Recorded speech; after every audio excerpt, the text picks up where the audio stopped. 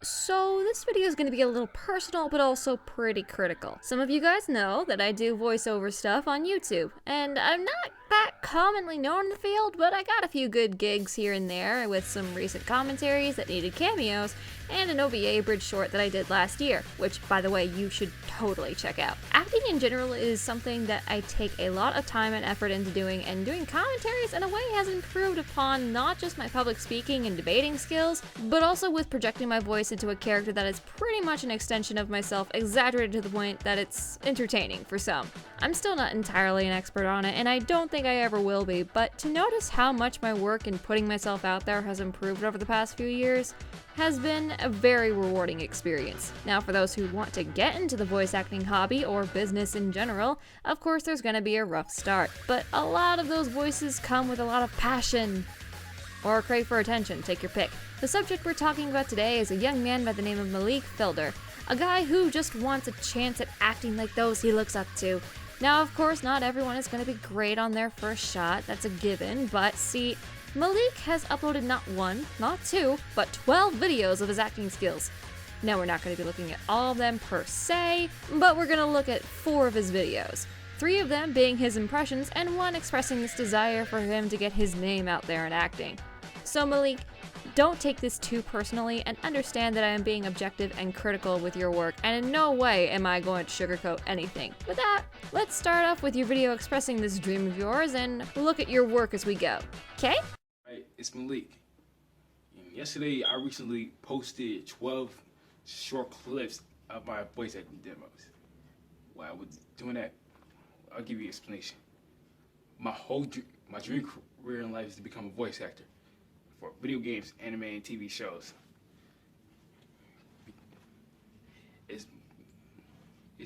I'm practicing.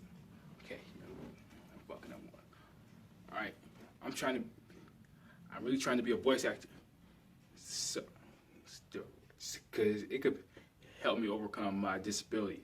Most y'all don't know, I have Asperger's, ADHD, and autism. Pretty much voice acting, be an outlet to overcome these disabilities, man. Okay, now I know that we haven't gotten to your impressions just yet, but I feel the need to point this out since it'll be important later. Right now, your biggest issue is you seem to have a problem with speaking in general. Now, that could be due to your disabilities. Autism and Asperger's have caused some cases where a person can be a little hard at speaking. I should know, I have Asperger's myself, so I know what it's like. Boy, Scarlet, you don't sound like you have Asperger's. What the heck are you talking about? Retakes, motherfucker. Retakes. It's difficult at times, but talking about anything in a conversation or improv can be learned through practice. When you started recording this video, the first thing that caused some issues are that you're slow in your speech pattern, you stutter quite a lot, and you take way too much time to gather your thoughts. It helps to have written down what it is that you're going to say before speaking it, and it helps to try and repeat it a few times to make sure that you get it right before pressing the record button. There are other issues to address, but we'll tackle those as we go.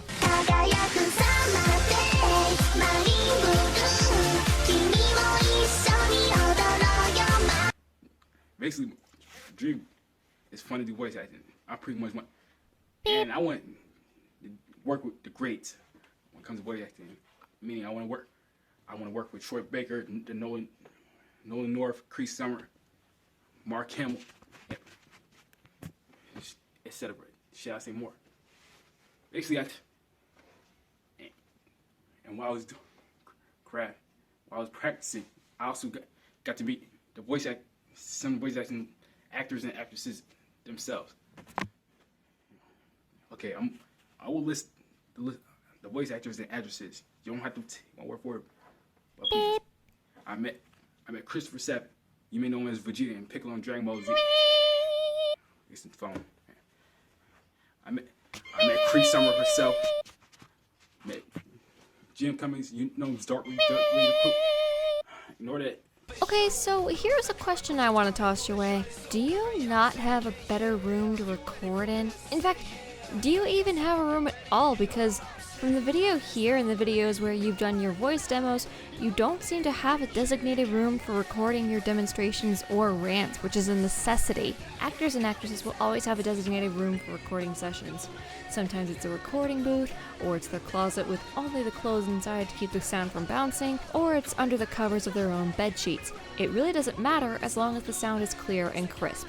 There's that, and there's also the issue of background noise. Now, of course, background noise isn't something that people can control, but actors and actresses who record their lines can edit out background noise with the helpful little tool known as Audacity.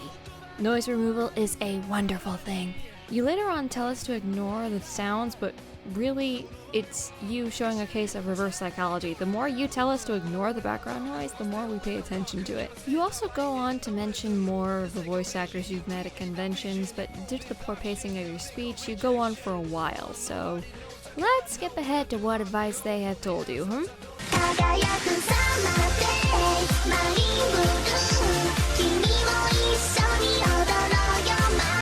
Basically, I was told making YouTubes can help me with my voice acting as well. So that's why I post those 12 videos yesterday.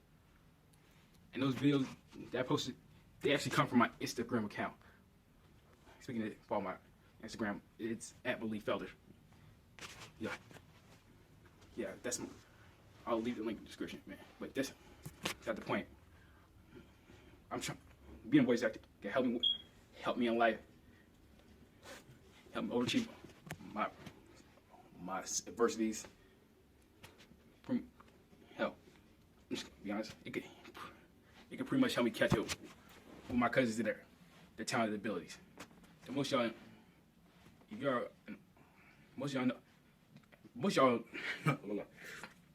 know this Brooklyn rock band, The Skins. Yes, please support their music. They are excellent. Three of the band members are excellent. I'm related to three of them. I am related to 3 of the band members of The Skins. And yes, they're by blood, not through marriage. Half my cousins in my family got musical talents, athletic talents. And this can help me keep up with it. And my acting talents can help me keep up with the talents. So I'm trying hard to be all I can be when it comes to voice acting. So you want to be an actor so that you can keep up with your family who have talents that help them get their names out there. Now, this along with the goal of working with talents like Nolan North and Troy Baker are still very much out of reach. And that's not me being mean, that's me being realistic. Being able to keep up with the family you have seems more like a goal that's a little unhealthy. What do I mean by that?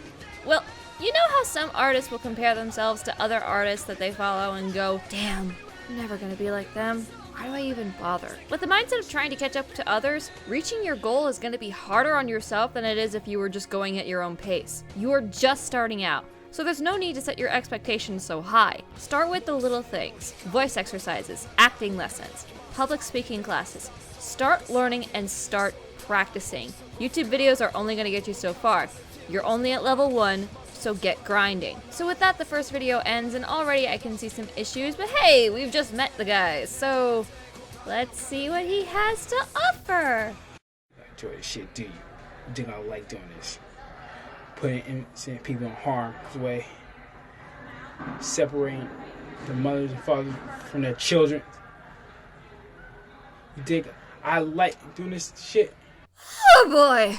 Why are you practicing in a public place? Why? So much background noise, so much cringe for the people around you. Bruh, mate, broski, for God's sakes, get a freaking room! No, seriously, get a room and record when the time is right. You'll avoid making people look at your direction when you're trying to practice. I didn't mean no disrespect to you.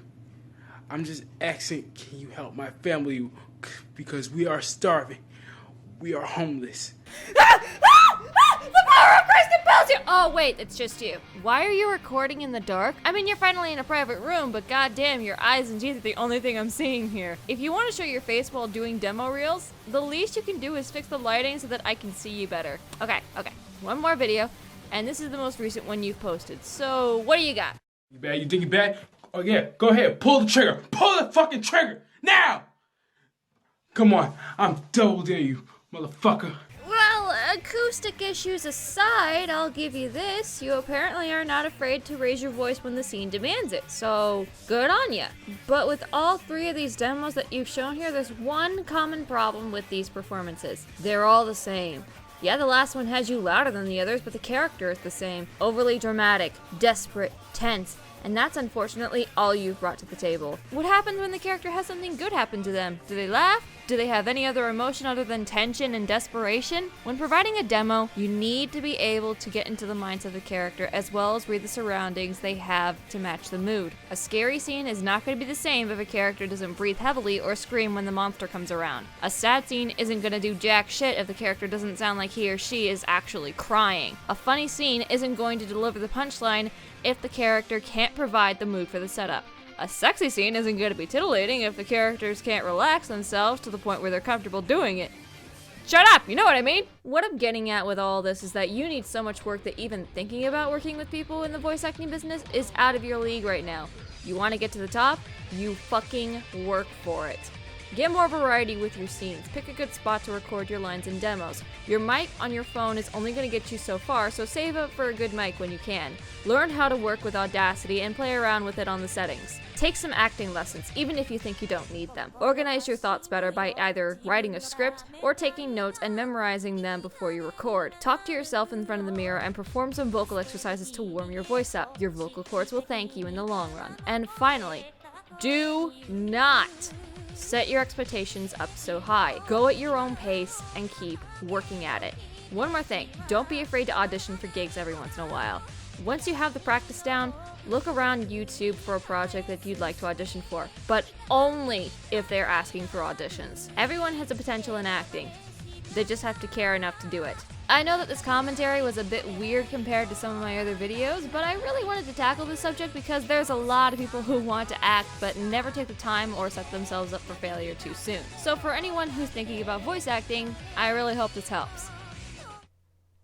Also, if I find out that any of you schmucks are bullying this kid, then I'm gonna have to take some drastic measures. Actors and actresses will always have a designated room for recording sessions. See, this is what I'm talking about. Actors and actresses will always have a designated room for recording sessions. Sometimes it's a recording booth, or it's their closet with only clothes to... I can word 9 times. Being able to keep up with the family you have seems more... blah, blah, blah. Those are the sounds that an otaku makes when she fucks up. You're welcome.